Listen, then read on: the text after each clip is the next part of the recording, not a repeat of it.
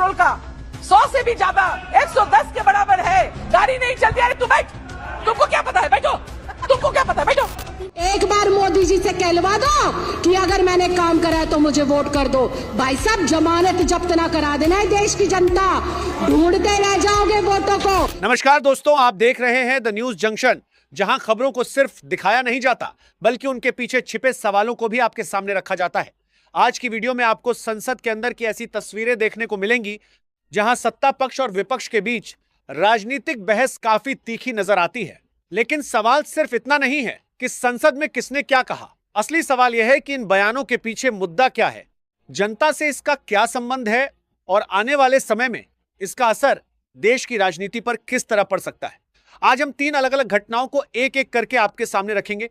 पहले खबर को समझेंगे, फिर आप खुद पूरी क्लिप देखेंगे और उसके बाद हम यह समझने की कोशिश करेंगे कि उस क्लिप में दिखाई गई राजनीति का मतलब क्या है और इसका आगे क्या असर हो सकता है। इसीलिए वीडियो को अंत तक जरूर देखिए, क्योंकि आखिरी में इन तीनों घटनाओं को जोड़कर एक बड़ी तस्वीर भी आपके सामने रखेंगे। तो चलिए बिना किसी देरी के शुरू करते हैं पहली बड़ी खबर से। सबसे पहले बात करते हैं संसद के अंदर सामने आई उस तस्वीर की, जिसमें एक महिला सांसद सदन में अपनी बात बेहद जोरदार तरीके से रखती हुई दिखाई देती हैं। सामने प्रधानमंत्री नरेंद्र मोदी भी मौजूद नजर आते हैं और संसद का माहौल काफी गंभीर दिखाई देता है। महिला सांसद अपनी बात रखते हुए सरकार और देश से जुड़े मुद्दों पर सवाल उठाती हुई नजर आती हैं। उनके बोलने के अंदाज से साफ दिखाई देता है कि वह अपनी बात को मजबूती से सदन के सामने रखना चाहती हैं। संसद में जब कोई सांसद इस तरह किसी मुद्दे को उठाता है तो उसके पीछे सिर्फ राजनीतिक बयान नहीं होता, बल्कि वो मुद्दा जनता और उसके अधिकारों से भी जुड़ा हो सकता है। लेकिन आखिर उस महिला सांसद ने क्या कहा, उनका मुख्य सवाल क्या था और सरकार की तरफ से उस बहस को किस नजरिए से देखा जा सकता है, इसे समझने के लिए पहले आप खुद संसद के अंदर की ये पूरी क्लिप देखिए। अब आपने पूरी क्लिप देख ली। इस तस्वीर को समझने के लिए सबसे पहले यह देखना जरूरी है कि संसद में विपक्ष या किसी भी सांसद का सरकार से सवाल पूछना लोकतंत्र की सामान्य प्रक्रिया है। अगर कोई सांसद किसी नीति, फैसले या जनता से जुड़े मुद्दे पर सवाल उठाता है तो उस सवाल का जवाब तथ्यों और नीतियों के आधार पर मिलना चाहिए। इसी तरह सांसद की ओर से लगाए गए किसी भी राजनीतिक आरोप को भी जांचे, परखे तथ्यों के साथ देखना जरूरी है। इसीलिए इस क्लिप की असली अहमियत सिर्फ उस महिला सांसद के तीखे अंदाज में नहीं, बल्कि उस मुद्दे में है जिसे वह सदन के सामने रख रही हैं। आने वाले समय में जनता के लिए यह देखना ज्यादा महत्वपूर्ण होगा कि संसद में उठे ऐसे सवालों पर सरकार की तरफ से क्या जवाब और क्या कार्रवाई सामने आती है।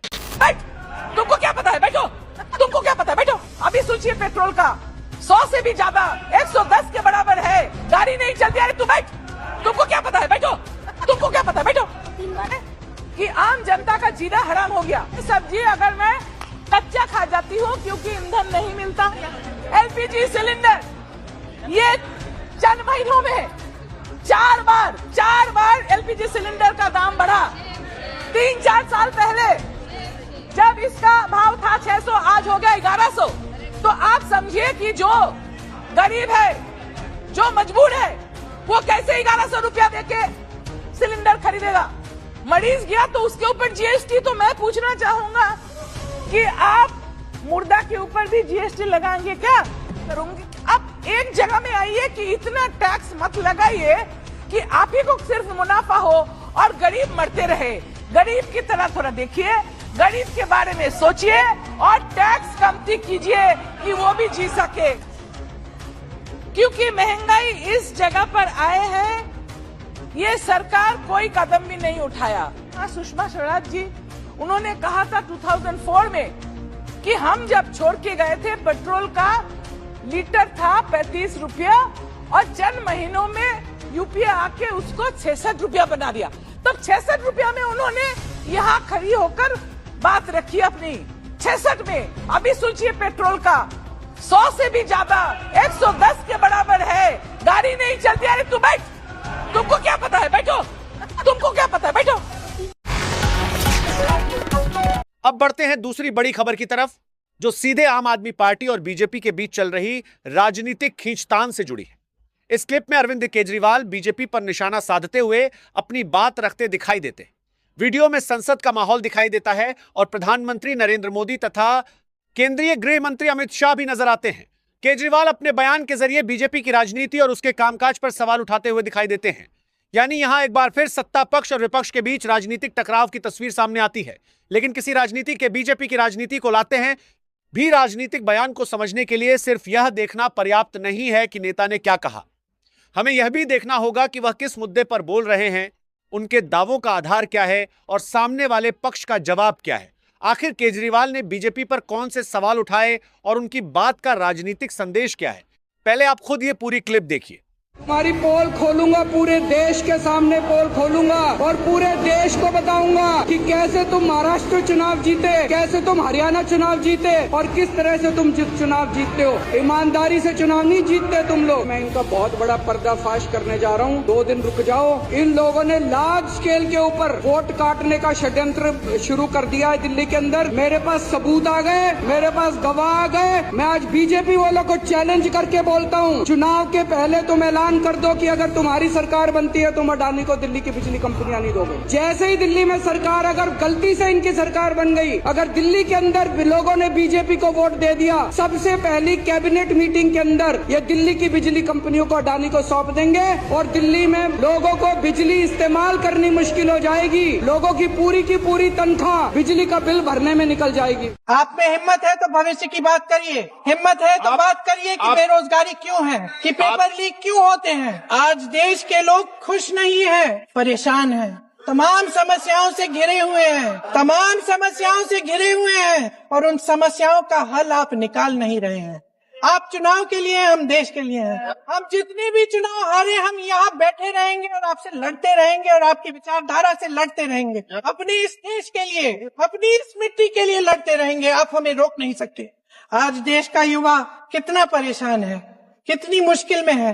पेपर लीक होते रहते हैं, बेरोजगारी है, महंगाई इतनी बढ़ चुकी है। इसकी चर्चा हम सदन में क्यों नहीं कर रहे हैं?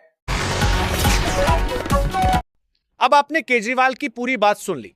यहां सबसे महत्वपूर्ण बात यह है कि राजनीति में आरोप और प्रत्यारोप लगातार चलते रहते हैं, लेकिन जनता के लिए किसी भी बयान की असली अहमियत तब होती है जब उसके पीछे ठोस तथ्य और वास्तविक मुद्दा मौजूद हो। अगर कोई नेता सरकार पर सवाल उठाता है तो उन सवालों का जवाब देना राजनीतिक व्यवस्था का हिस्सा है, लेकिन उसी तरह विपक्ष के दावों की भी तथ्यात्मक जांच जरूरी है।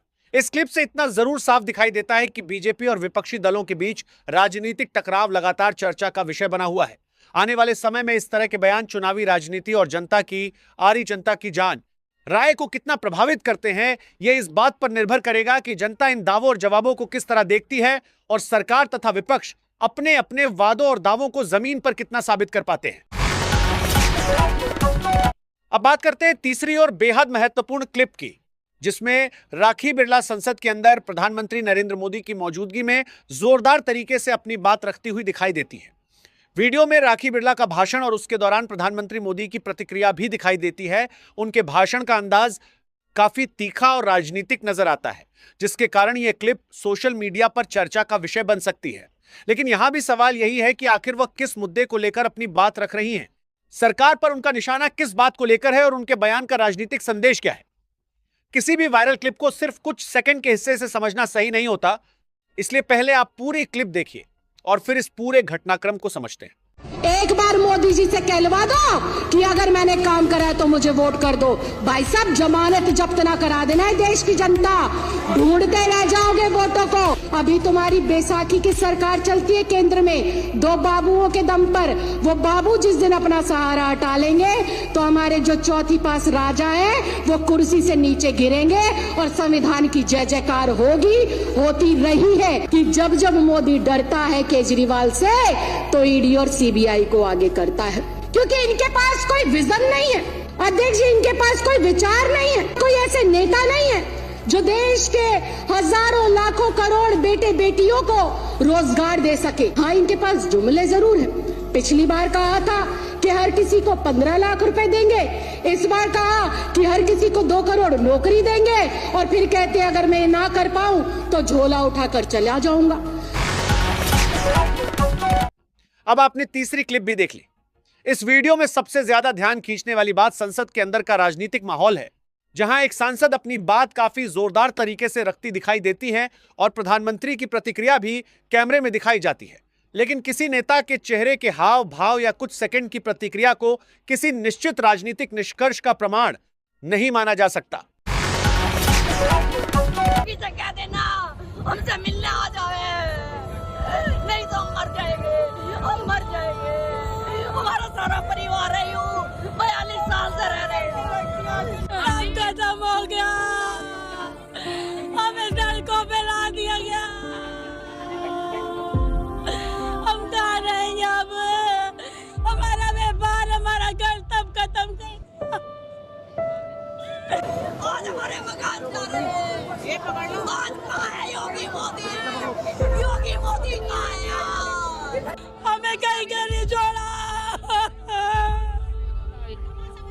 हमारा घर मकान कुछ भी नहीं छोड़ा, हमें सड़कों पे डाल दिया इसने।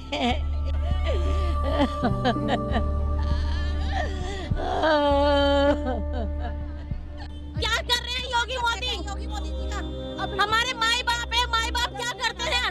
माँ बाप होते हैं, अपने बच्चों को छतरी छाया देते हैं। माँ बाप ये नहीं कहते कि छतरी छाया हटा देती हैं। कौन सा माँ बाप ऐसा है? एक महिला धन होता है, उसका स्त्री धन होता है, उसका जेवर मैंने वो भी दांव पे लगा रखा मकान के लिए, आज वो भी खत्म, वो भी बैंक का हो जाएगा। नहीं, हम मनाती ठीक है, हमें नहीं।